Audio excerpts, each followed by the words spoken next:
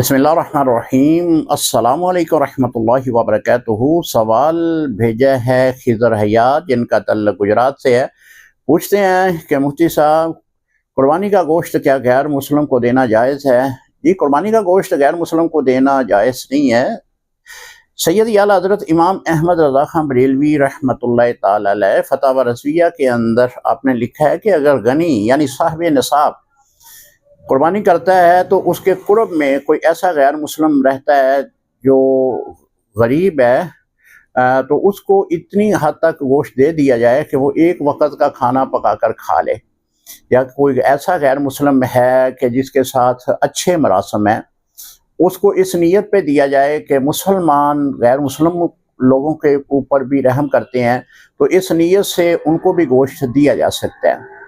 لیکن گوشت دینے کی مقدار جو ہے وہ یہ لکھی گئی ہے کہ اتنا ہی دیا جائے کہ ایک وقت کا وہ کھانا پکا کر کھا سکیں۔ لیکن جو صاحب نصاب نہیں ہے، یعنی اس کے اوپر قربانی واجب نہیں تھی لیکن اس نے قربانی کی ہے، اس کے لیے یہ حکم ہے کہ وہ قربانی کا گوشت غیر مسلم کو نہ دے۔ چند سالوں سے غیر مسلم لوگ بھی سوشل میڈیا کے اوپر آ کر بار بار اپنے لوگوں کو کہہ رہے ہیں کہ مسلمانوں سے آپ نے قربانی کا گوشت لے کر نہیں کھانا۔ تو جب وہ خود کہہ رہے ہیں کہ مسلمانوں سے قربانی کا گوشت لے کر نہ کھائیں، یہ ہمارے لیے جائز نہیں ہے، ہمارے لیے حرام ہے، تو پھر کیا ضرورت ہے کہ غیر مسلم کو گوشت دیا جائے؟